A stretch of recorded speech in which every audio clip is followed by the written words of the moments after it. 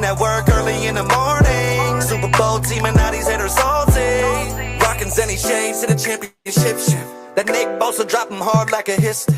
The Jimmy Ward intercept him with a pick six. Like Debo, we gon' knock him like a brick. The Trey Lance play action to a drop back. When the blitz coming quick, the old line gon' block that. RPO with Kyle Juice. But Mitchell and George Kittle, can't nobody stop that.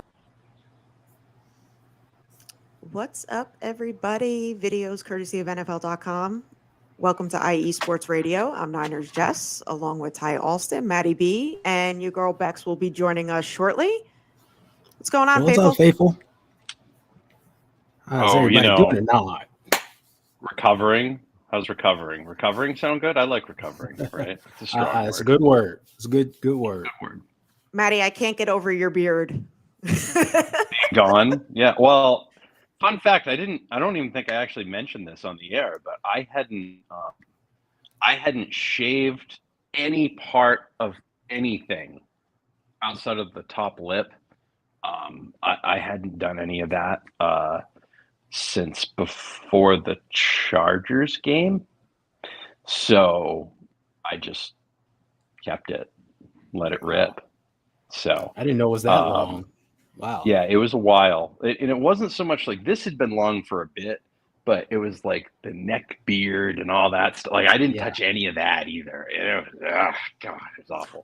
Like it was a pile. That was one of the best feelings earlier this week. Like it reminded me of after they beat. I think it was after they beat the Bengals. Tom Rathman ran to the bathroom and shaved off his goatee. He's like, boom, all right, Offseason, right? Like everybody's celebrating on the field and he's in shaving his face, right? So it was kind of like that sort of deal. Like I was sad and survived one hell of a set of seats in Philadelphia, but made it and made it home live and all in one piece. So yeah, and lost a bunch of beardness on the way. So it was a good time. How was your experience in Philly? I flew in the same day. I left late in the morning, 11:51. Flight left Boston. We got there at about, I don't know, a little after 12 is 1-ish, like right. We weren't there long, I think like 10 past 1 or something. Rode straight to the stadium where they dropped us off, and they dropped us off at the live place, which I think, based on the Google map and everything I looked at, is kind of set across from where the vet used to be. Mm-hmm. So we got dropped off there, and then you took a walk, and then you walk down the street to the Philly Stadium, and then you have to walk past the Philly Stadium to get to the link the way they had dropped us off. Yeah. Because the streets around that were closed because of the thing. So very much like Santa Clara, they shut everything down. Like they just shut the streets down, trains down, whatever. You're not getting anywhere if you don't have a helicopter or a scooter. So or a hovercraft. So we walked right in, and I only got booed once, and a guy said, and it was me, and I brought Kaylee, my daughter, she's 12, and she was wearing her throwback 49ers gear. I'm like, whatever, we'll see what happens. Yeah. And I was wearing my red and black Baja coat with my hat. It's not like I was blinged out with a gold chain and like I Heart Debo on the back or anything like that, right? Like it was, I wasn't even wearing like my 49ers sweatpants. Like I was just wearing the black Adidas, and like, you knew I was there for the 49ers, but I wasn't obnoxious about it. And I was probably, I'd say about a half a mile into my walk, and a guy starts booing me. And he was a 20-something. Yeah. That, right around that area, early 20s. And his friend was behind him. And his friend, you could tell, is either a little bit older or probably just a little bit older, maybe like a year or two. He goes, "Hey, man," he goes, "that's a dad and his daughter. Like, what's wrong with you?" The guy's like, sorry, and walks on. Okay, that's pretty cool, right? Yeah. I'm like, whoa, this is crazy. Some common sense, okay. Some of the other Eagles fun, fan with common sense. Wow. It was craziness. I keep that bookmark that, because that scene replays itself again later on as we're exiting, only it was a completely different scenario. Only there was a completely different answer from the person who did the booing after his friend was like, dude, that's like a 12-year-old girl and her dad, like, what's your deal? And he goes, well, that's just who I am. So right, so I'm like, at least you're honest. Whatever. Yeah, dude. yeah. Congratulations. When we were leaving, because we left right around the early fourth quarter, when they brought Purdy in and they ran it 9 times when they were down 21, at that point I knew that not a single miracle would be happening, and we needed to get the hell out of there. I'm like, we gotta go. We're out of here, because you do not want to take part in the celebration. You do not. No. So we're walking down, and some guy is like looking at me and trying to like get me to engage him, and I'm like, we're just walking around, man. Yeah. We're just not engaging with you. He got really mad that I wouldn't engage. He was like, come on. And I'm like, what? Like, we're in the stadium. I'm like, what is wrong with you? And then when we sat down in our section, guys, I've been to I added up like somewhere around 27 49ers games over the last couple of years. And I have been everywhere. I've been to Dallas. I've been to Green Bay, and everywhere. I went to Philly last year for week 2.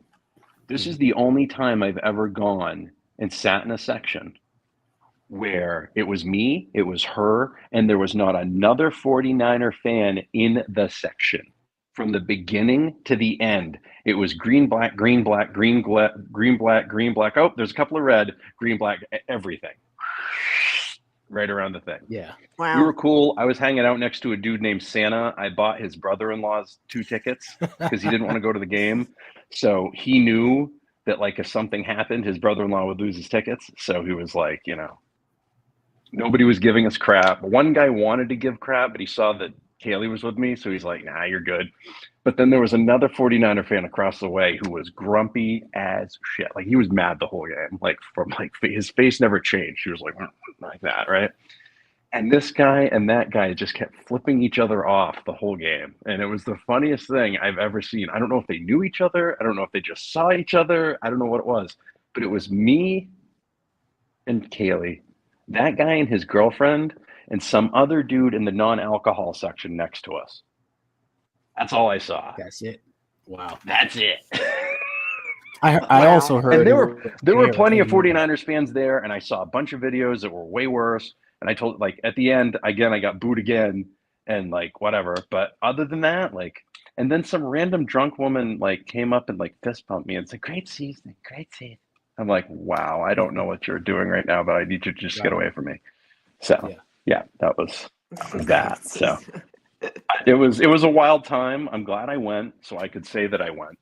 But I would have rather seen literally anything else happen than what I saw. That was an absolute car crash of epic proportions. Like, that's one of those games that if it happens in week 7, we're not even talking about that game right now. We're like, wow, everything that could have gone wrong went wrong. We'll move on to next week. The problem is there is no fucking next week. Yep. It's gone. That's what. That is literally what is left. That's what's left. It. That is what we have left to remember this amazing season. This steaming pile of turd that got left in Philly. What's up, David? Taryn, As soon Brian. as he got hurt. And now this whole thing with his injury is a nightmare. Is it 6 months?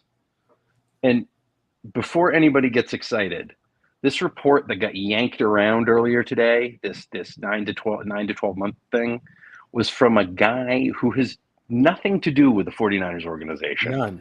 He's had the injury before, but there's been this thing since then called medical science advancements. You may have heard of them, that have changed the way that this stuff gets done.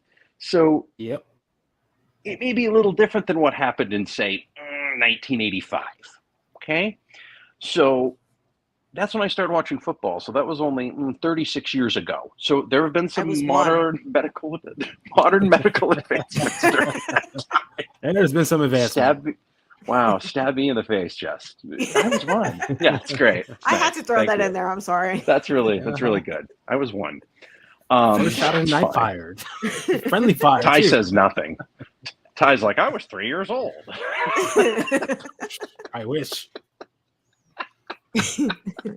Ty was probably like 28 and we just don't know it, right? Exactly.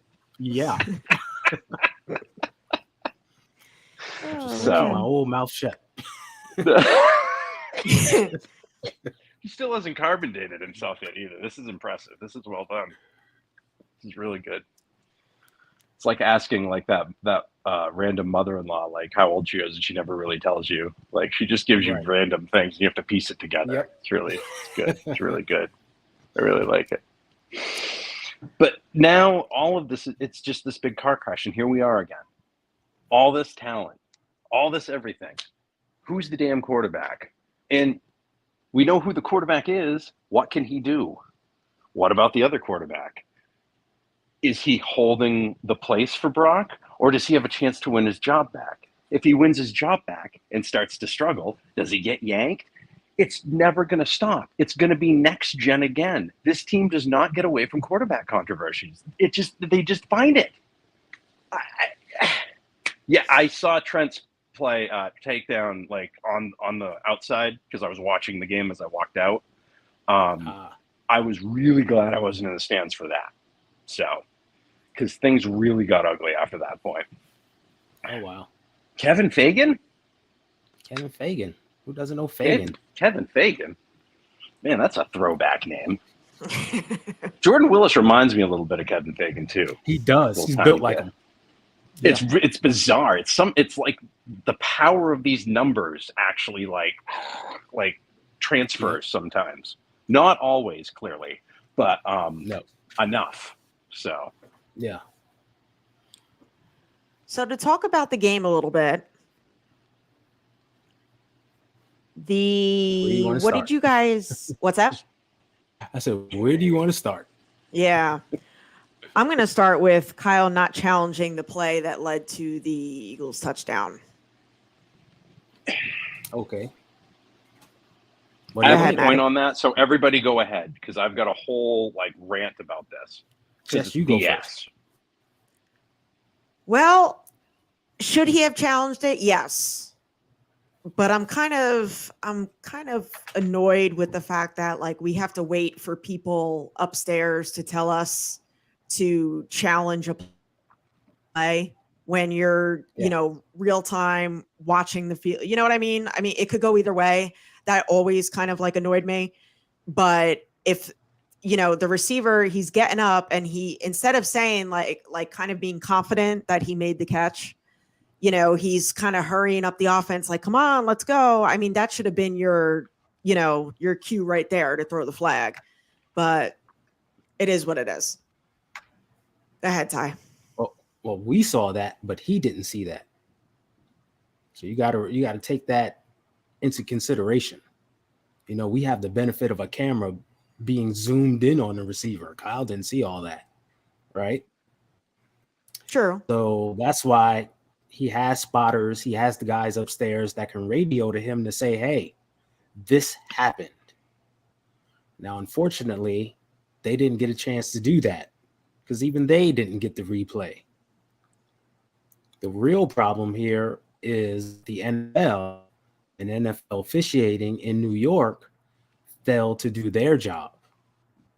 Shocking. Because they have this whole system set up where they can expedite and review plays to make sure they get it right, especially in key situations in critical games. Now, on Sunday at 3 p.m., there was only one game being played. So this whole film room in New York City that allegedly has 20-something people in it watching this game, none of them saw that play, the angle, and got on the phone to Philadelphia to say, hey, you need to stop play and review this. They just let it go. And then you come back 2 minutes later after a whole touchdown has been scored. You know what happened on that play? Look at this. Wow. Okay, NFL. I see how you're living. That was terrible. Terrible. There is Go ahead, Maddie. absolutely no reason right now, particularly if we're going to review every scoring play. To me, a fourth down play is just as important, right? We're Yeah. reviewing turnovers and we're reviewing scoring plays. So to me, a fourth down play is a turnover. That should be an automatic review, period. I don't care what time of day it is. Second, I want to really be pissed that Kyle didn't just rip that time out and say, whatever, right? But if they needed that challenge later in the game, because fun fact, I don't think the officiating got any better after that point, right? Nope. I've seen multiple games in this league where teams have gotten screwed on calls and they run out of challenges, not because they're wrong, but because the calls were made poorly and they either couldn't be overturned or whatever. So that the third one, oh, well, you're out of challenges. There's nothing you can do anymore, right? Yep. What happens when we get to the fourth quarter and he's out of challenges, or they don't have that angle? It's really seemed to me like somebody hid that angle. So I'm pretty sure that there's not, I feel very confident that that angle may not have shown up if there was a challenge until later. I don't know if there's something wrong with the camera. I don't know if someone just happened to be part of the local Philly crew and oops, that took me a little while to upload that. I don't know. But nothing felt on the up and up in that game, did it? Like, No. nothing. And I don't Nothing. say that because that's the only reason we lost. But when you start from that point, that fixed point in time where that fourth down play doesn't get overturned, Javon Kinlaw just, I don't know, not enough squirrel meat this week, I guess. Wasn't able to stop anything on the run. He was being thrown around. You know, we talk a lot about Mike McGlinchey, but he was being thrown around like a rag doll, Javon Kinlaw. I rather would have seen Drake Jackson in there, frankly. Like, you might have actually gotten some contained pass rush, right? Or some other stuff going on. It was just, that was Olay defense right there. It's not like Philly blew them out of the water. Like, No. the best fantasy stat person for Philly this week was the officiating, right? Oh yeah. And then that's just the stats of it. They got 7 first downs off of penalties. That's insane. Some teams don't get 7 first downs at all, like per game. They only have 6 drives or so. They got 7 via penalty. That is crazy to me. And a lot of them were stupid, and they were stupid because all this other crap is going on the field, and eventually the 49ers are like, well, whatever, I'm just gonna get mad and kick people, right? Like, that's basically what happened. They just get frustrated and they're done with it. They have very little patience for things because you can tell that they probably play on the edge, and that's all they're good. But unfortunately, when it pushes you over it a little bit because you're pissed off because the officials have screwed you the entire game, it's going to come out, right? And nobody pays attention to the 15 different things that got missed. What they pay attention to is your reaction. It's like the Joey Bosa thing in Jacksonville, right? Same deal, same scenario. You see it all over the league. And you even saw a post. I saw a tweet this week that the NFL knows it has an officiating problem. Jesus, you think? This is the age of legalized gambling. Thanks. This is the age of all of that. You got to get that straight. You got to get it straight now, or they're going to end up in front of Congress one of these days trying to explain how this is going to happen, and then it's going to get regulated for you. Oops, that's going to be a fun time.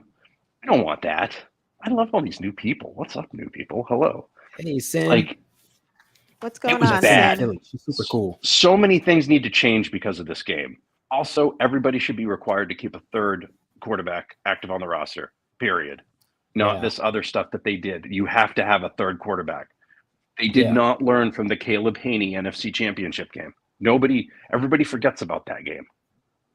It was one of the games. Honestly, the Packers shouldn't have even won that game. But, Jay Cutler got hurt, couldn't play. Here comes Caleb Haney. Good day. Thank you. Goodbye. Thank you. It's crazy for a position that's the premium, and they want to protect it so much that they would take away that third emergency quarterback rule. It makes no, and that's typical NFL. They do things that make no sense. I thought You just shake your head. Juice was going to go in there too. They would have been better off at going Wildcat, honestly. I almost wonder if this is going to be a game too that makes him devise oh my God, if we don't have a quarterback, what's emergency plan alpha for this happening, right? So that there's a plan in place for the future, like who's going to take the Wildcat snaps, how they're going to be taken, what plays you're going to write about it. Good stuff is going to come out of it. It has to, because if it doesn't, we're all stupid. Right? There's a bunch of different things that need to happen in this game, because this was a huge missed opportunity for the National Football League. They had their 1-2 seeds in each conference playing each other, which never happens. And the first game is an absolute stinker, not because the team didn't show up, but because the team did show up and they lost their quarterback. And then they lost their other quarterback, right? Like have we not learned anything, I guess, from over the years for these games? Like, you got to have that third emergency quarterback there, even if it's somebody who's been on the practice squad all year. Nate Sedfeld probably would have given them a better chance than one-armed Brock Purdy, right?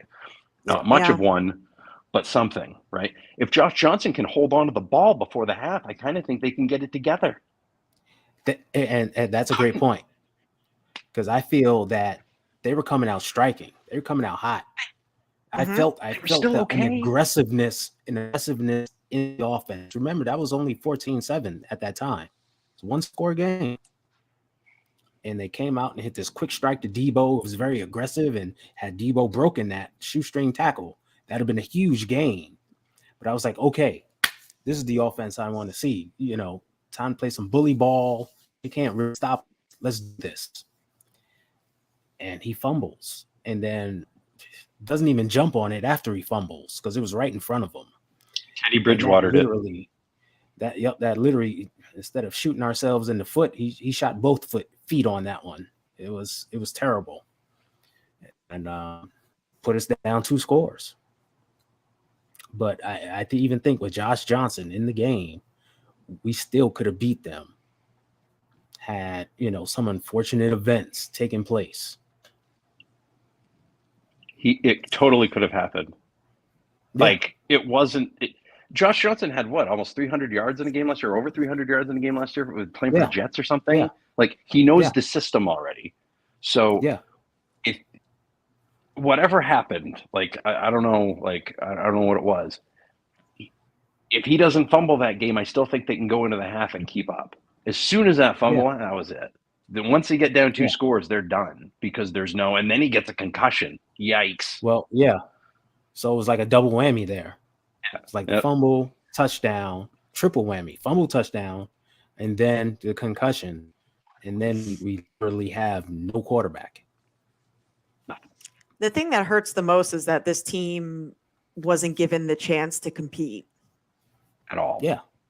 That wasn't in any way. You can't say that was the 49ers, because it wasn't.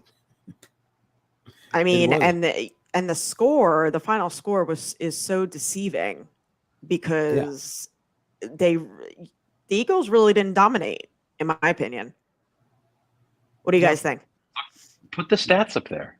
Put the stats up there. Honestly, they weren't they didn't blow them off the field. They didn't have a bunch of total yards. They didn't blow the Giants off the field, guys.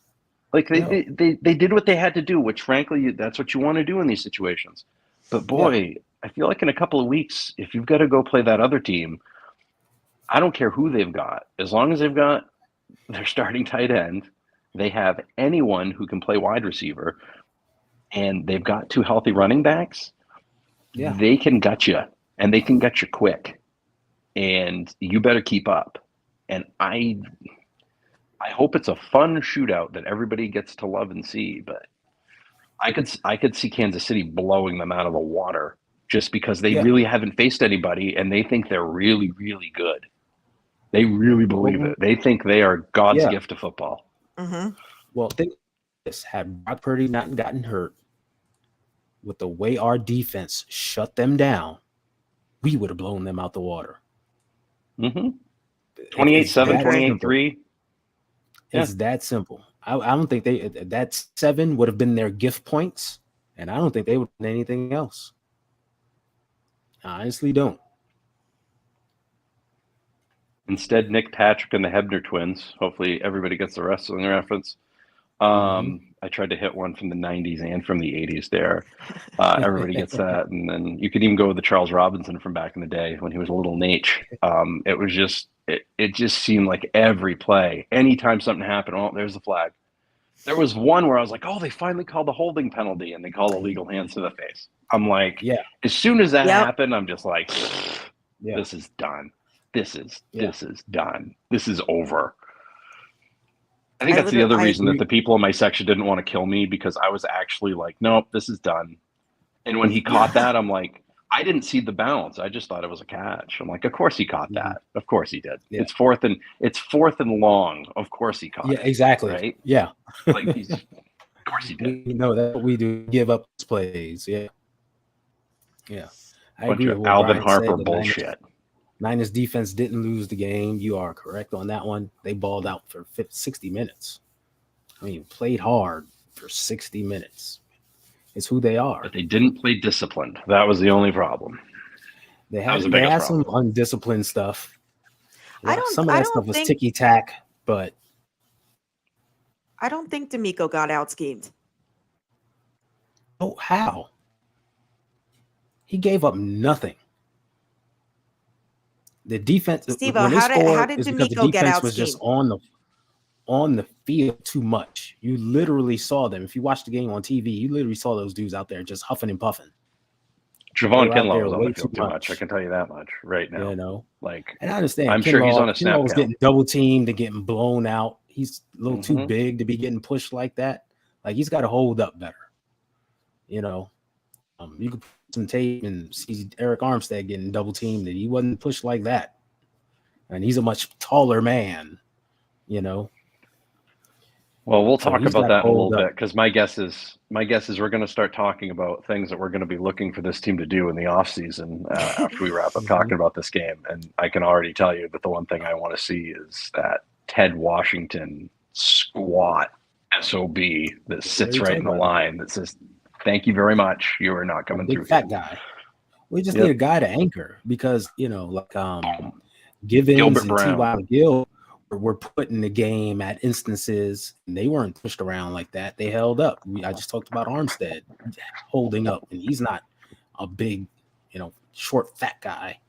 You just got to hold up to allow the guys on the back end the opportunity to make a play. And it's a couple of plays where he just didn't.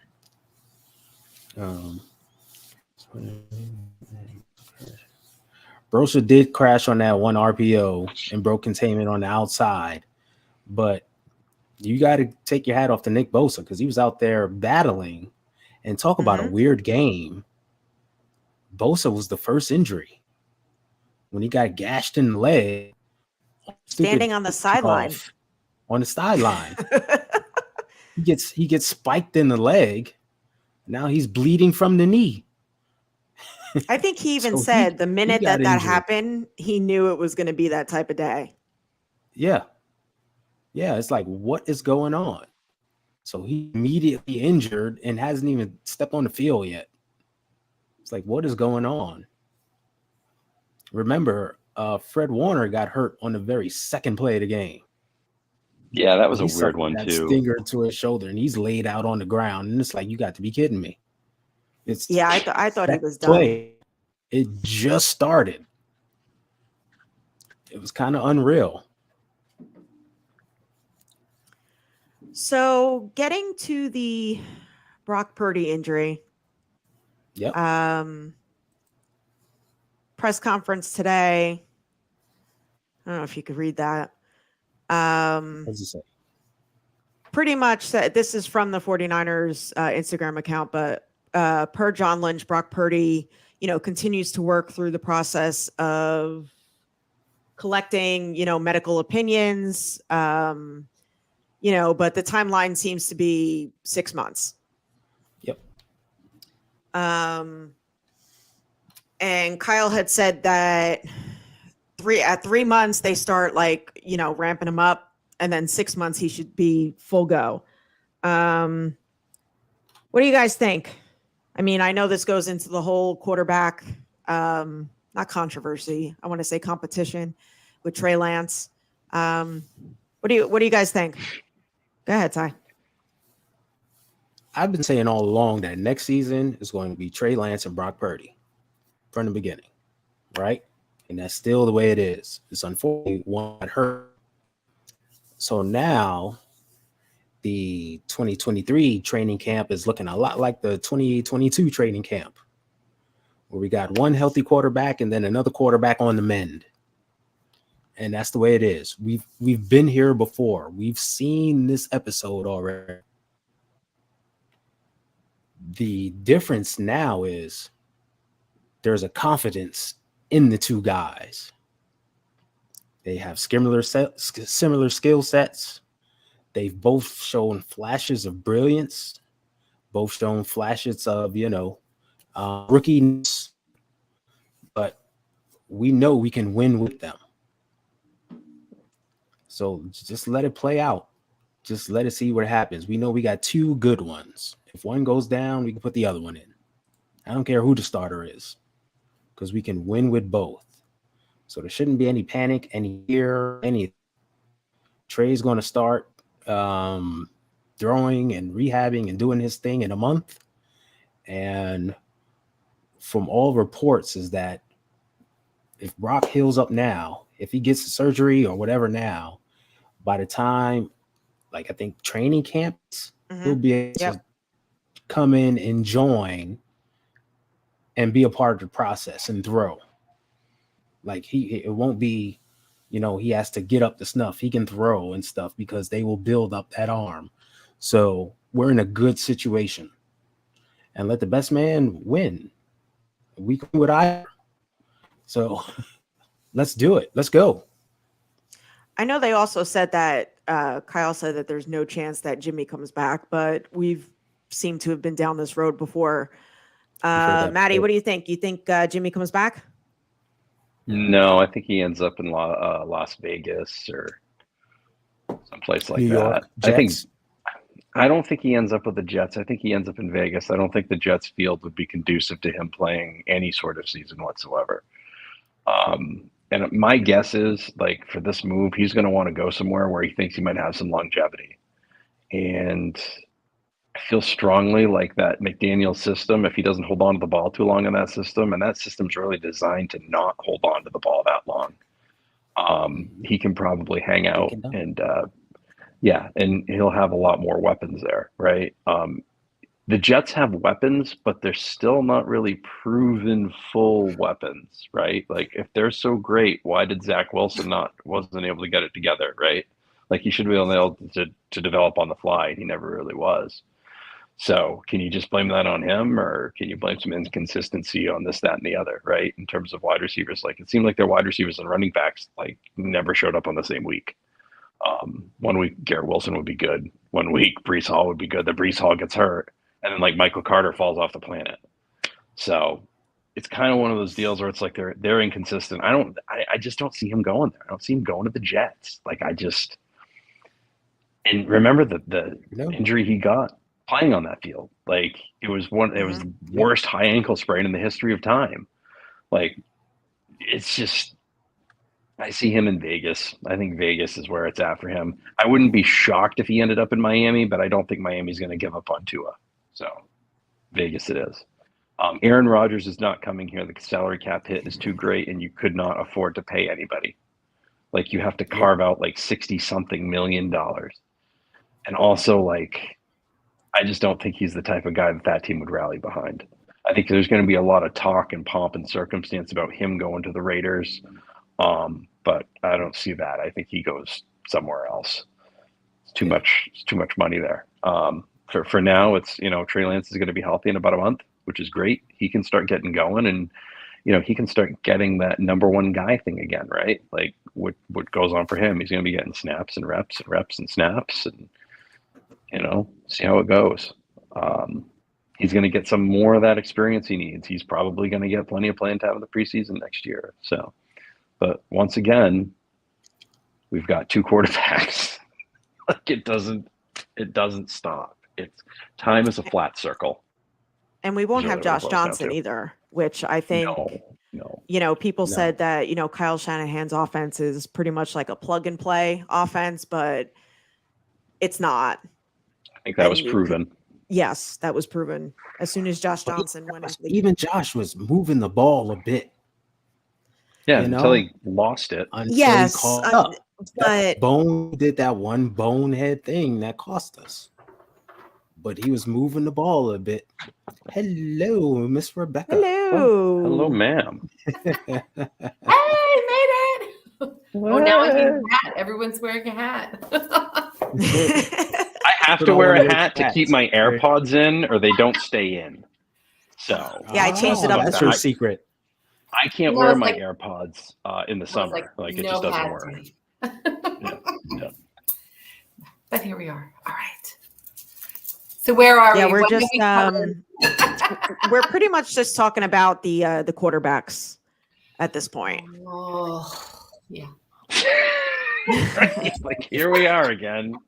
Hey, here we are. I'm going no hat. Time is a flat circle. hat, I'm telling no you, Go hat. Go it hat. never stops. There you go. But so Becca, what do you think about the whole quarterback situation? I mean, Kyle said that he is content with Trey Lance and Brock Purdy, I saw that.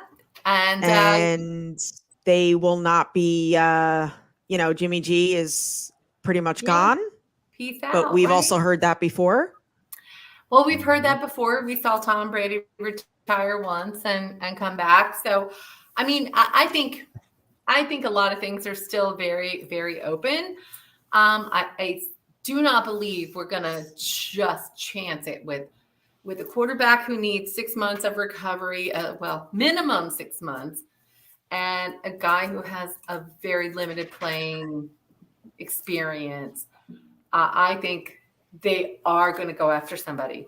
They will go after someone. I just feel like there's no way we're going to leave ourselves to chance, just like we did in this game. And we saw what happened when we had one dude, the guy that's been around. He's got a jersey with a placard better than the Cleveland Browns. Josh Johnson's been on more teams. And how many times he played for the Niners? 4 or 5? Like, he's been our backup guy for 100 times. So I just don't see them going, yeah, we're okay with these 2 guys and we're going to be all right. No, we're not. They're going to go for somebody. I don't know who they're talking to or what they're going to do, but if it's not Tom Brady now that he's retiring again, I don't know. Derek Carr's a free agent, and there's some, other people coming out. There's going to be other guys. It's not going to be just those 2 on the roster. There will be another veteran. So are you saying you don't trust their quarterback play? No, I'm just saying that you've got 2 dudes coming off of injuries. How do you know how well he's still in a boot? Trey Lance is still in a boot. But that's coming off in a month. What's that? Yeah, 4 weeks. Yeah, it's 3-4 coming weeks. off. That boot is but off, and he's Right. going to be working out. He's He's going to By be the time working OTAs out. comes, he's Yeah. going to be running and gunning. He's going to be ready to run and gun. To what level? I mean, we saw him play week 2. He went out. I don't know. Okay, I don't know. So consider this: Tom Brady doesn't retire. He comes in. What level is he ready to run and gun? Well, he can't run. So what level is he Tom ready Brady to doesn't gun? run. Tom Brady doesn't run. You Yeah. have to have a solid. What level O-line. is he There's no ready way to gun have at to come 46 back. Yeah. But I mean, Tom Brady and Tom averaging Brady's not gonna 14 fold points under a pressure. game? Look, Tom's not Who going to folded under pressure? like Johnson did. Hold on. Oh, we're talking about Josh Johnson. He's not on the roster. Yeah. Brock Purdy and Trey Lance. Which one of them folded under pressure? Uh-oh. None. And that's the conversation. A lot of people are panicking. Oh, we need a veteran, blah, blah, blah. We didn't lose this game because of quarterback play. We did not. The We quarterback absolutely play. did not. But now We didn't get to see the quarterback play. Yeah. Now, quarterback Right. play got us to this point. It's Well, not you're right. exclusively the quarterback play, but it helped us, and we won I all mean- these games. So the quarterback was not the problem. Not It just came down necessarily. to health, Yeah, right. right? Exactly. So you have to have a dude who can throw a ball, at least throw it. Yeah, we And literally had nobody to throw a ball. But imagine if Brock. Now go back to the play he got injured. Everyone wants to blame the block, and yes, that contributed. But if you go back But and it's a watch play that play, we run all the time. we run that play all the time. Yes, it's a fluke when play. back hit, he was supposed to let that ball go. And Matt knows this from the days of Walsh. It's rhythm, it's timing. When that back foot hits, you got to let it go. Brandon Ayuk was breaking wide open. He was. That could have been a touchdown play. Had So he just imagine trusted it and let it go, if New York had would really have overturned taken that the hit. play call. and boom. So if New York had overturned the play and we took over on downs, like they should have, because we didn't see that replay till a little bit, a few minutes later. So when they showed the initial replay, I thought it was not quite enough to overturn it. I was like, I don't know. They're probably not going to overturn it on the angle that we initially saw. But then when they showed the good one, I was like, oh, are you serious? So, imagine if we had taken over on downs. Purdy probably wouldn't gotten hurt. And, it wouldn't have been the same situation that we ended up in. So the shoulda, coulda, wouldas are always going to be there. But, when you really, really think about it, okay, we have to look now and go, okay, we have Trey Lance coming out of a boot with minimal. Who will be cleared in 3 to 4 weeks. Right. So he still has minimal playing experience in terms of, NFL play. What we saw in the first 2 games of the season were some real rookie mistakes that he was making. He missed open guys. He was, timing was off. So we're going to see more of that from Trey Lance if he starts. We that with too, and we will continue. Everybody acts like Brock has been here for 7 years Of with course. 7 games. But they are both we have willing to small take, sample sizes. Are we willing to take our Super Bowl roster and go, okay, we're going to turn it over to a rookie who's got minimal playing experience, and we're going to let him ride the wave. We pretty much already did with Brock Purdy. We already did it and reached the NFC Championship He turns game. out to be this miraculous, freaking. But here's the thing, right? Here's the thing, guys. I can see this coin has 2 legitimate sides to it. Yeah. Okay. And I because Beck makes a great point, because I'm telling you, I felt the same way. I'm like, if Tom Brady's available, the one thing that Tom Brady has, I don't care what you think about anything else, is ability and its availability, right? Yes. Outside of the suspension. He injured his ACL, but since then, and outside of the suspension, he hadn't missed a game, right? Yeah.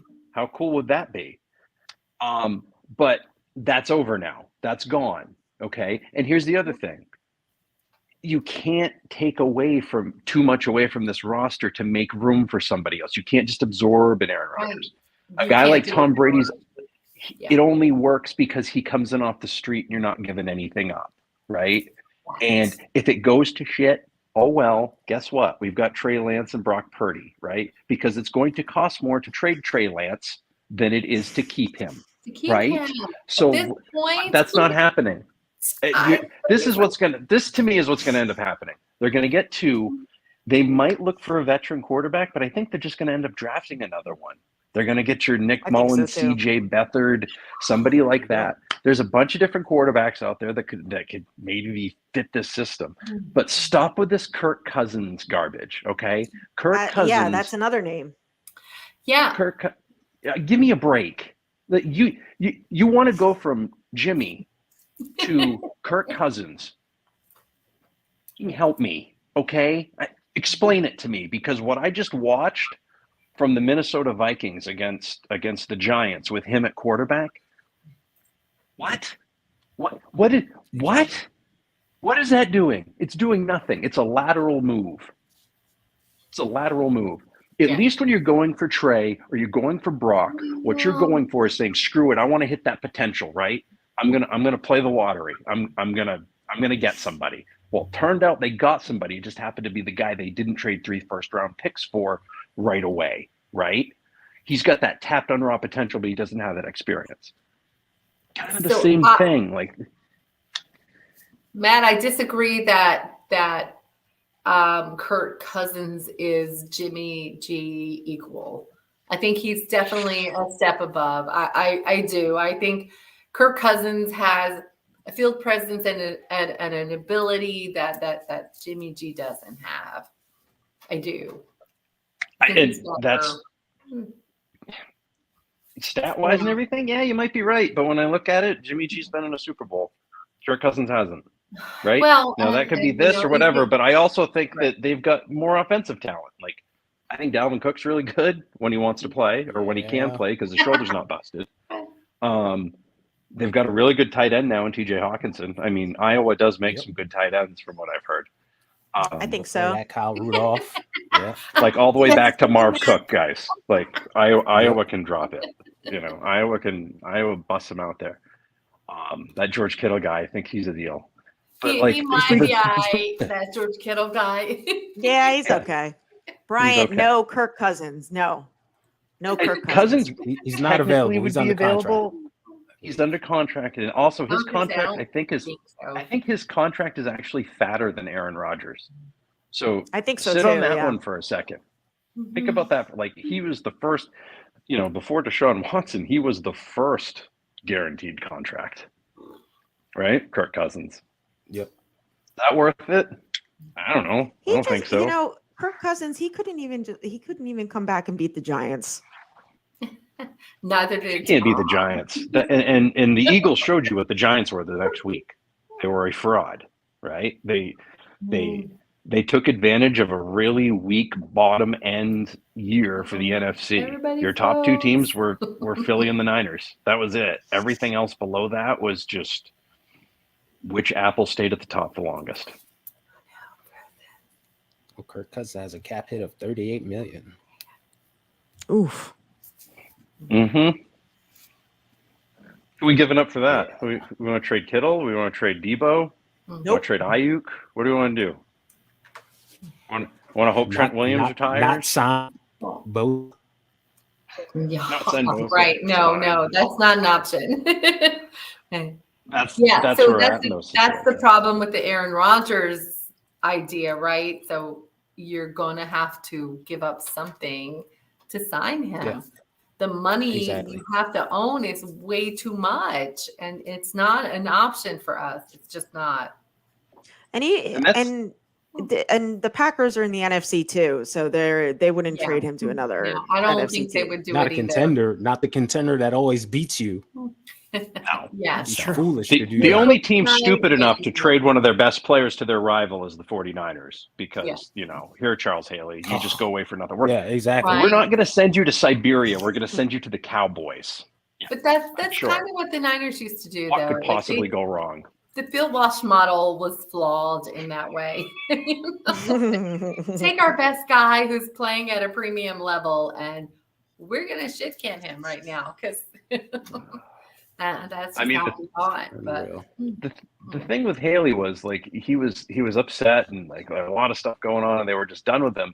But like, if you're done with him, why would you send him to the one place where you know he's going to work his off to beat you up? Sell, right? Yeah. I would have shipped him to the moon. Indianapolis. Indianapolis would have been a great spot back then. Like, Indy, Cleveland, whatever. Go have a good time somewhere else. I'll send you to the NFC. And the Packers, are they publicly owned? Like, could people like vote people out? Like, would there be like a great big shareholders meeting? Publicly owned? Yeah. Could they override an Aaron Rodgers trade? They extinguish their torches. This trade's not happening. Are we voting Aaron Rodgers off the island? Right? Yeah.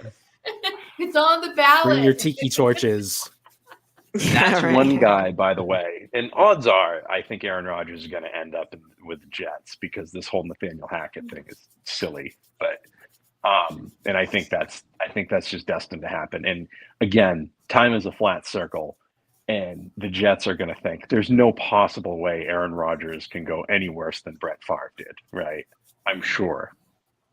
So we've already seen this episode once, but sure, let's watch again. They love reboots, right? So we're going to reboot it again. Only this time it's because Nathaniel Hackett made it fun for him, right? So, but he's not going to come. They're not going to trade him. It's not even that. Like, first, as you said, back, like you've got to.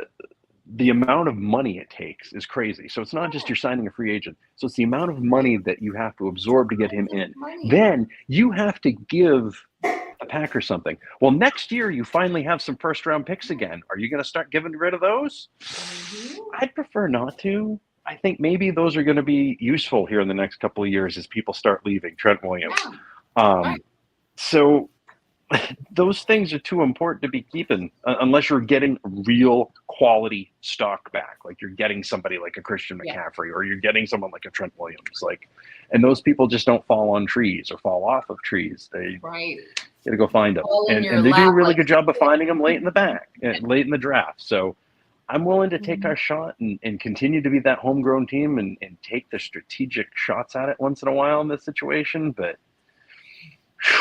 there's a long road ahead, and there's a lot of questions to be answered right now. And there's a lot more questions to be answered if they plan on going after a quarterback. If they go after anybody, maybe it's some Matt Ryan-y type that knows the scenario and just shows up and can be there. And I think Matt Ryan would be the type that would sit on the sidelines and not be mad about it, right? Like, I'm okay, break glass in case of emergency, so be it. But at this point in his career, I can't imagine he wants to do that. He just up and moved his family recently. Like, I don't think he's going to want to go back out to California. Like, that's another thing we may have overlooked for Brady. Like, they're living in Florida right now. Him and he's got a co-parent, right? I think they're living in the same neighborhood. Maybe he's I'm sure done he can't living just. in Florida. I'm sure he can't just up Maddie's and like leave. Entertainment Tonight. He can't just up and leave and go to San Francisco for $5.6 million because he wants to, right? Because But if it's the last move you're making, and that's your last move you're going to do with your family, I mean, he spent a lot of time in Boston, so it's not like they bounced around a ton. But now, you already screwed the pooch, like right. The divorce is done. That whole thing is over. The family's divided.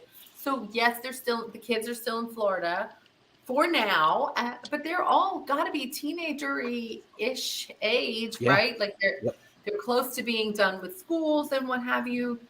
So if you go one more year and play somewhere else for the last thing that you do, I don't know. I don't know. Well, the thing about Tom Brady, we'll check back in 40 days. Yeah. To see if he actually went back on his retirement. His mind. Right. Maybe he walks off that beach. They feel good. They're like, I can do this one more time, right? The elbow extends all the way this time. You're there's one more name that I have to throw aside, by the way, that I've already heard 2 or 3 times, and it makes me want to lay down on the floor and just not anymore. David Carr, no. You are not. I was actually just going to ask Becca about Derek Carr. Well, I mentioned him, right? I said that the first name out of the chute was Derek Carr is going to be available. So there's already people going. So you'd rather him start, and I think you're frozen a little bit. You'd rather him start instead of Trey Lance? No, I don't think so. I think if we're going to shoot our shot with Trey Lance, and we gave him so much draft capital, I think we have to give Trey Lance a shot. If he's healthy and he's able to play, Trey gets to go, right? Like, I mean, that's where you got to go. But you have to have somebody of quality behind him. Brock may not be ready to go if Trey goes down. Then what? Are we going to go in the Wildcat with McCaffrey and game 2? Like, literally Trey went out in game 2. So I think you cannot not have a quality backup, someone of a veteran caliber who can really, really play football sitting on our bench. Maybe we trade him soon enough if we're comfortable with Trey, or if we're comfortable with Brock Purdy coming back. Then you have options, but I cannot see us going into the season with only those two. I just can't. What if Trey Lance is not, not going to perform, or Brock Purdy's not ready? He needs a whole year to come back from a health situation. Then what? If you don't bring in a veteran dude, where are we going to be? Oh, for whatever in the season? We're going to start out in the big old hole.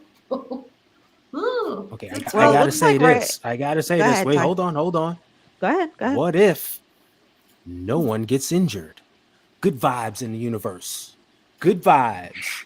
Everyone stays healthy. I already we are shook the not thinking candlestick, doom sir. and gloom. We are not thinking of doom and gloom all the time. We're thinking of the best outcomes. No one. I would love to have that happen. Our quarterback is going to survive through the entire season, and things are going to go well. We are going to get number 6. Go Niners. I say that every single year, Ty. I already shook the candlestick dirt before you got on camera. Like, we got to put out the positive alongside the negative. And that's what I felt like we've been doing this whole year. And then we walk into this game and the absolute unexpected worst thing happened. And we were not prepared for that. Well, the bright side is that there's only so much preparedness you can go. Right. It's like the what season was that? It's like the 2016 season. If you remember that train wreck of a season, had so many injuries. Yeah. It was I remember the Atlanta game because I was there. We literally had one linebacker. And remember, back in those days, we ran a 3-4 defense. So we carried like 9 linebackers roster. There's only one healthy linebacker, which was Ahmad Brooks. Had Dick Fangio had to switch to a nickel defense, so he had 4 linemen. Brooks played middle linebacker. No, he played the strong linebacker, and Antoine Bethea moved from strong 50 spot to play the other linebacker. That's how lost we were with injuries. At some point, you run out of players. It's only this time, this season, it happened at quarterback, which is, the most important. In the worst possible time. And the worst possible time. It's like wild things happen sometimes. And you never can foresee it. So did we talk about that already with the defensive coordinator? No, not yet. Okay. Let's move on. Yes. I just wondered. So much to cover. Have we talked about? Speaking of since we do this every show, does anyone have any game balls for the NFC Championship game? Hell to the yeah. Because I actually have one, and mine goes to Big Trent Williams. Oh. If none of us, if all of us weren't giving him a game ball, shame on anyone who wasn't. Yep. Thank you. Christian McCaffrey was just an absolute warrior too, by the way. CMC was my offensive guy. He was definitely my guy on the O. That touchdown run was a thing of beauty. It was really good vision and really good drive and just really good. I'm not giving up on this bleeping play, right? Like, and he made it right into the end zone. And that was, I'm like, all right, they're back in it. This is it. We're tied. And then it hit the fan and it splattered everywhere. Like, just all over the place. Like, somebody threw that big pile and it just went all over everything. Like, I've never seen anything like that in my life. Well, I haven't seen anything like that since 49-3 in the Meadowlands. Like, that's how that was a. Remember that crashed out of control in almost like the same time frame, right? Like, just all hell broke loose, and then next thing you know, there were 6 touchdowns scored in 5 minutes, and you're like, okay, well, that was a nice little playoff game. That was a good time. It's kind of crazy. But no, Jerry Rice dropped a pass that was Yep. an easy touchdown, and Yeah. like Down. Yep. Wide open. same ball of wax, man. Like it was like the same crap that happened to the team play wise, and then the officiating from the 1983 NFC title game versus Washington combined to create this Kang the Conqueror type of nemesis in the Eagles that made it impossible to do anything in that game. You were not moving anything in that game. The officials were against you. The playing, it's like everything they did was wrong, and then it was overturned by penalty half the time. It was just unbelievable. Yeah, they can body slam Christian McCaffrey and not get a penalty call, but we barely tap somebody and we're getting a 15-yarder. I was just like, what is happening right now today? I can't even watch this game. It's awful. I would love to see Jacoby Brissett as a veteran QB. Teddy Bridgewater's hurt as much as Jimmy Garoppolo. Yeah. So Yeah. no thanks. I saw the I Teddy Bridgewater Ted name come up and I was like, Would be a guy I'd bring in. Yeah, I wouldn't Andy mind Jacoby Dalton. Brissett. He No, I played think decent this year. He's always played decent. I think he'd fit decently in the system, and he's got some running ability. Like you can do a hell of a lot worse than Jacoby Brissett, right? So What about Andy Dalton? yeah, Big Red. he's there. He plays, I mean, but he's not healthy either. He was hurt this year too, right? Like none of these guys. but as Does the anybody stay veterans- healthy as anymore? the veterans stack up, I mean, I would take Andy Dalton over a bunch of the journeyman CG? quarterbacks, as a backup. If we're gonna go Trey, start him to have Andy Dalton on the bench, that would not be a bad option. I don't think. I think that could be a solid second guy. That actually makes me want to look up free agent quarterbacks now. Yeah, I know. I didn't look anything up. I've just been in mourning denial. Well, you can take Tom Brady off the list, right? So that's a wrap. Yeah. Yep. But you're For going the to have moment, right? I think for now we can take him off the list. Baker So Mayfield. Ty, you say Baker Mayfield? Yeah, that's your Oh, next Lord. guy. They actually Nope. rank the quarterbacks. It goes Brady, Shaking Mayfield, Darnold, Garoppolo, Bridgewater, Daniel Jones, Case Keenum, Mason Rudolph, Jacoby Brissett. How Mason Rudolph is ahead of Jacoby Brissett is, I don't know, man. Exactly. Geno Smith will be out there. Joe Flacco, Andy Dalton, as you mentioned. Mike White is a guy that I could see. Kyle Allen, Taylor Heineke. Oh, there's a Lamar Jackson guy. He's a big deal. I Derek don't Carr think he's isn't coming a here. free agent. Mm. No, Yeah, Derek he's Carr's not a traded. free agent yet. He's going to. I think They he have will to be. cut him. They have to cut him first. I thought he There's would. this. No, he's I thought he not. would. There's this tiny window that they have to trade him in, so he's Okay. still a Raider. But odds are they're going to have to cut him, so he's not a free agent yet. Yet. Odds are they're going to have to be, because if they trade him, they would have to wait, and that other team could change their mind, and then the Raiders are screwed because they only have a 5-day window where they can get out of his contract. Oh, okay, So, because I um, thought I saw today, because I literally have not. I've just been like, I don't want to look at football. I don't want to talk about it. I know it's really I thought I depressing saw- week, right? It really is. Blinders on, but I did. There's one name that's very interesting, by the way. Here, there's two of them. Nate Sudfeld's an unrestricted free agent. Nick Mullins an unrestricted free agent. CJ Beathard an unrestricted free agent. All people who know the system Yeah. and can come in and not threaten your other team, but also can take snaps in a worst case scenario so that Christian McCaffrey isn't, right? Maybe somebody like that.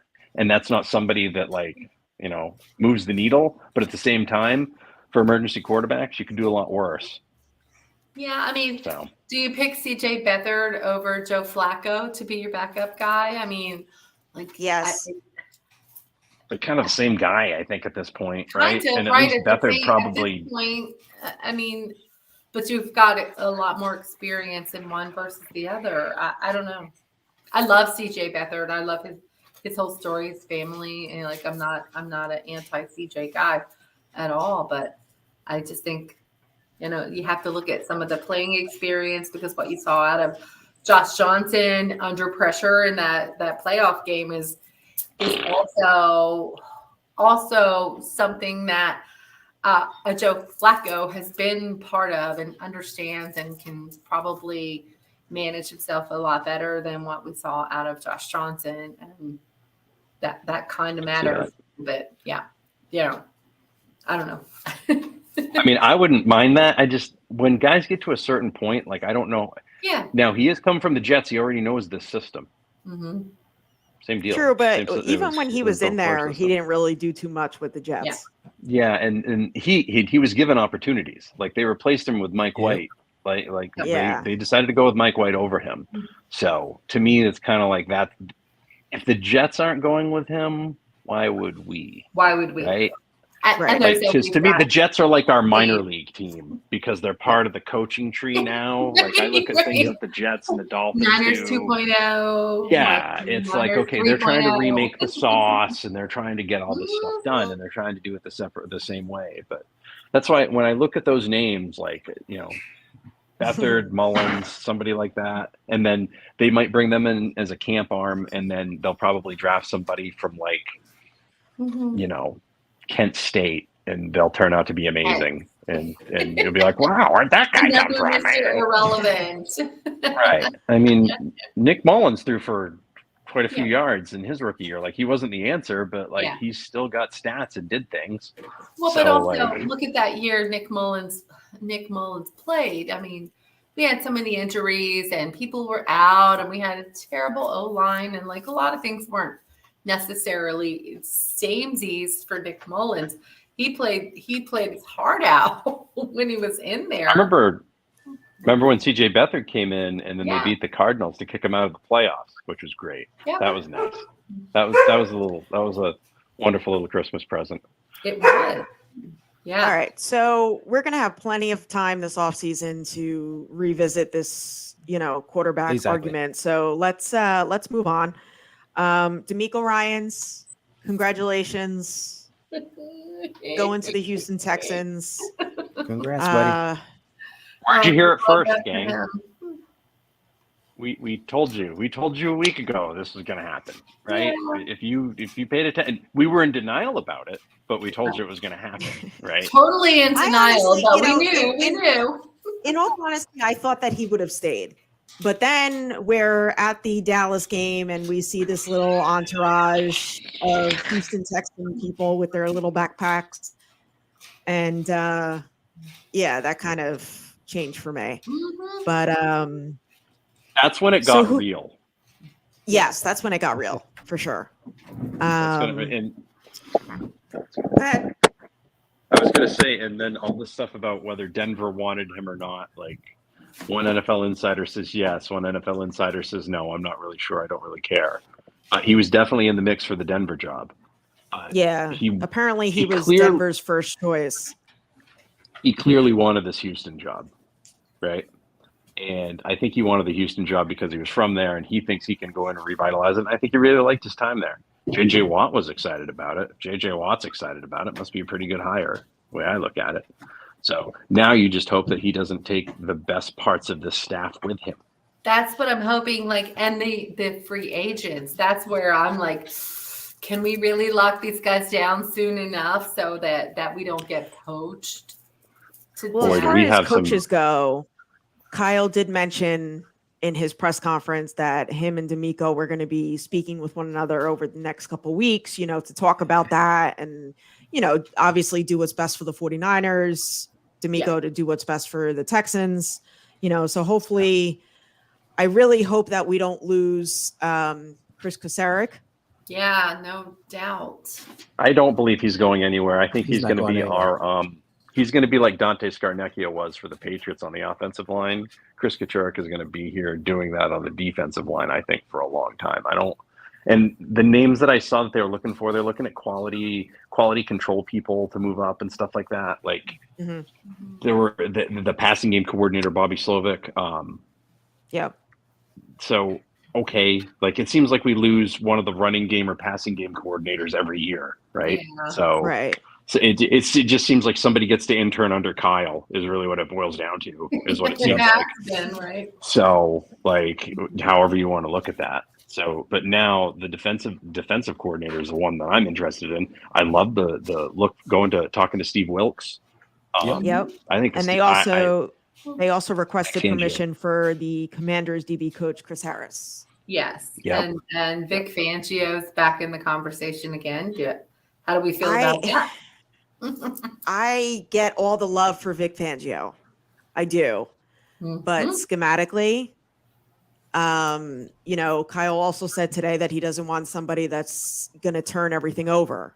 I mean, my thing is, if it ain't broke, don't fix it. Don't fix it, right? We do not need a change in schemes. We don't, and we have the players for what we're doing right now. So what do you guys think? What do you think? Fangio, he's an excellent coach. Let's put that out there. Great defensive coach. Can he run our scheme? And that's the thing of it. Can he do it? I think he can. I think he can. He's knowledgeable enough and experienced enough to run a 4-3 front. When he runs, a bunch of his nickel stuff is kind of the same. Can he keep to the same principles? Can he keep to the same concepts, the core concepts that we run, instead of going off on a tangent and pulling a TB12 and just referring to what he knows best, right? So I think there are other guys like a Steve Wilkes who fits what we do better. So that would be my first choice. It would also be my first choice. I think his wrinkles would fit, right? Yep. I think the Vic Fangio wrinkles could be cool. The problem with that is I think it would take a while for it to catch up over time, right? Like it took a while in '94 for Pete Carroll's defense to get right. And they were never really truly dominant. They were good and they were talented and they made plays, but they weren't like going to shut you down like the 2000 Ravens, 85 Bears, or even this current defense in this current model, right? Most of the biggest plays that were allowed by this defense this year, outside of ridiculous long pass bombs, were stupid defensive penalties, the 15-yarders or pass interferences or whatever. So to me, like, I think Wilkes would be perfect, and he's a guy that everybody rallies behind. And I think he is the type of, you need, after having D'Amico Ryans leave, if you can get an old cool pro like Steve Wilkes, who everybody loved in Carolina, that franchise loved him. You can't tell me that Christian McCaffrey's not going to be like, yo, listen, he wasn't my head coach, or he was my head coach for like a game, but like, I can't imagine he's going to have bad things to say about him. Yeah. Right. Like, I think he's going to have very good things to say about him. I think he would be very welcome in the locker room in that scenario. And I think he could bring that defense up to that next level. You're going to lose some guys off this defense next year. Jimmy Ward's probably not going to be back. Alshire's probably not going to be back. Right. So I'm expecting both of those two guys to end up in Houston, quite frankly. So, yeah, I think I don't think the defense skips a beat if we hire Steve Wilkes. correct. Yeah, I would What do you think, agree. Becca? So No, I agree. I think Wilkes is definitely a solid choice to, especially in our defense that we're running now. And yes, I think we're going to lose some guys. We're going to lose some players to Houston. There's not going to be any doubt about that. Or some of these guys might end up in, the Jets or Miami too. They're going to get recruited wherever they can. But we have a very large list of free agents that I think it's going to be tough for us to get them all back. And, that's where I guess free agents. Yeah. let's, we've got the game right now. Let's see who do we think is going to be back this year. Okay. I think if I'm looking at that list right off the top of my head, I think you see Robbie Gould back. Yeah. I think you see Daniel Brunskill back. Mhm. I think you see Emmanuel Mosley back. Yep. And I think you see Jake Brendel back. I think everybody else is gone. Maybe one of the other two, maybe Tayshaun Gibson comes back. I think I was I was gonna going to say I Gibson. think Gibson Sean comes back. Gibson, I think I think he will too. If they make him, he's a journeyman, an older player now. I think if they offer him another contract, Found a home. Well, no, but he's veteran. He's a veteran, but I think he'll stay. Yeah, and he found a home with us, right? Yeah. Like he's been around a little bit, and you find a home with. A lot of times that means more to these guys, but also some of these old veteran guys get that big random contract from a random team, And it works. because they did well. So you never know. Like maybe found Jacksonville success throws them here. 2 years and $12 million for some ridiculous reason, right? Because they feel like they need to do it. So you never know. But I could definitely see him coming back here. I should have added him to that. But McGlinchey, Garoppolo, Jimmy Ward, Amenahu, Kerry Hyder, Ebukam, and I don't see those guys coming back. You know who I think actually returns to the 49ers? Arden Key. Yeah, maybe. Because he was on the Niners. This year he was with the Jaguars. Mm-hmm. Yeah. I could And see I that. feel like I can see him he, coming back. Easily bring him back. Just the way, same way we did Kerry Hyder. Yeah. right. Oh yeah, Right. the same. I know E-Man, they're kind of making a priority as well. Mm-hmm. And that's the type of signing that they love, right? He's going to come back at a little bit of a depressed price. He's going to be on the Jason Verrett train, right? Yep, Same deal. exactly. Right. 1 year prove it deal. Prove 1 it. year Speaking prove of it deal Jason to get you Verrett- back in the league. Mhm. No. We're not re-signing Verrett this year. He's I something I don't is think going so to either. fall. Yeah, I don't know if he's going to end up. I don't know. No, I don't think so. I don't think But everything he'll from Robbie play Gould seemed, this year anyway. yeah. So can't really count on it. Yeah, I agree. I like that. I also need to see somebody in the middle, like whether they're signing somebody, whether they're drafting somebody. Yeah. We got to get that nasty down lineman that can Yeah, take we some need pressure off of somebody Armstead on a little bit. the defensive line. That is, to me, is priority. That and the offensive line right there, and also upgrading the tight end position around George Kittle, right? Yes. Like you need some really good blockers behind him, Mm-hmm. and Ross Dwelly and Charlie Werner are not it. Well, Ross Right? Dwelly Like was inactive for how Yeah. many weeks? A lot. Yeah, he wasn't even in the game plan. Oh. Tyler Kroft didn't really do a ton of blocking stuff either, and all I heard was how great a blocking tight end Tyler Kroft was. Well, that Worked out well. Yeah, and then Charlie Werner, I'm still mad at him for the catch that he dropped against Atlanta, right? Like you're gonna get one catch a year and you're gonna clank it. Like Right in the Hold hands. grudges like I hold grudges, Matt. right, and I'll never forget that. I'll never forget that for as long as I live. Like those are some major positions to upgrade. Like, and if you're going to plan to utilize your second and third tight ends as blocking backs, like why don't you just draft some offensive linemen that might be able to catch once in a while and just let them block? I don't get it. I don't get it. I forgot about Kalia Davis. Yeah, Steve, he's a player I'm excited about. I'm excited to see Yes. how he comes in and responds.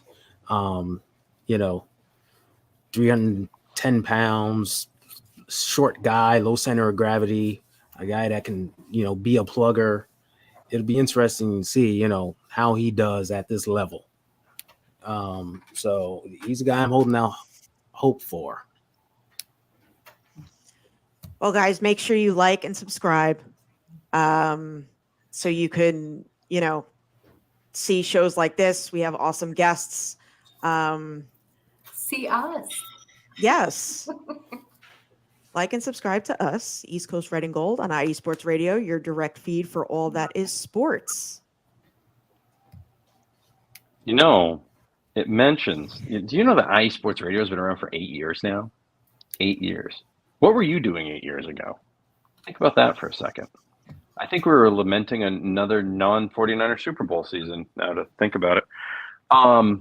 We were still, yet another one that we were like, oh yeah, next year, man, we're going to get that. And here we are 8 years later, still waiting for the same thing. But anyways, IE Sports Radio, been around for that long, and you can go to our website, iesportsradio.com. Check it out there. The Patreon links start as little as $5 a month. And the donation gets you everything from shout outs on a lot of the shows, access to Podcaster University, and you get a chance to be featured on the flagship show called The Defining Moment. Again, thank you all very much for making IE Sports Radio your direct feed for all the sports. Again, that's iesportsradio.com. Thank you, Maddie. So does anybody else, anything else? All right. Stop Go blaming ahead. Kyle for everything. But Yes, like, stop with I think That was gonna be my Fire 2-minute warning thing. Yeah. yeah, Stop I running apologize quarterbacks for in the taking that out of middle. your thing, but like, holy No, it's crap, fine. it's not always Kyle. Thank you. Brian, And yeah, yes, same time next week. Same time next week. This is off-season therapy session number 1. That's Yes. right. Same All red right, and gold so time, let's same red and gold Go channel. to that hurry up offense and the 2-minute warning. Boom. Becca, you're up. Oh, I'm up. Ooh, all right. Totally unprepared, but here we go. Thank you, Niners, for an amazing season. I mean, I didn't really get to hand out game balls or say anything, but Christian McCaffrey, welcome to the Niners. You've been an amazing addition to this team. What you've done to brighten the spark or lift the team has been amazing. I love him. I'm glad he's part of our team now. And Patrick Willis, I still love you. I'm going to marry you someday. Go Niners. It's been an awesome season. No matter what, the outcome wasn't what we wanted. And Purdy, bright future. Heal up, be better. Love to all. Go ahead, Ty.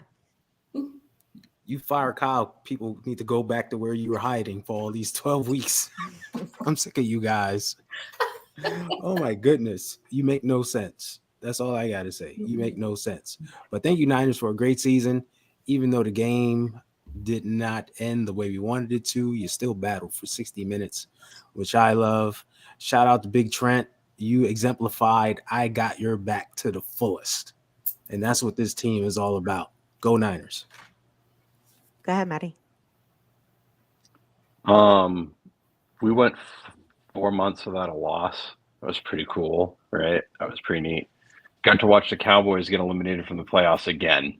Okay, so that was also super cool. So hang on to the good stuff, okay? And remember that sometimes you have to take a step back to take a step forward. But one quick thing, Jed, John, anybody from the 49ers organization that might be listening, Kyle, I don't care. I just need to see a 6th Super Bowl before I die, okay? I don't care what you do. I don't care if you have to Rams it. I will still keep my season tickets, and I will still show up if we go 2-14 for 18 years. For the love of God, give me one more Super Bowl. Thank you. Thank you very much. Niners, thank you so much for an awesome season. We were 3-4 at one point. We, winning 12 straight. We'll be okay. Keep the faith. Stop with the fire, Kyle. Brock, heal up. We need you next season. And go Niners. And don't forget to like and subscribe. And again, go Niners. Yes. Niners. Thanks. And of course, for the upstart 49ers, they're 6 yards away from Pontiac. 3rd and 3. We'll see a pickup sometime on the right side, possibly. On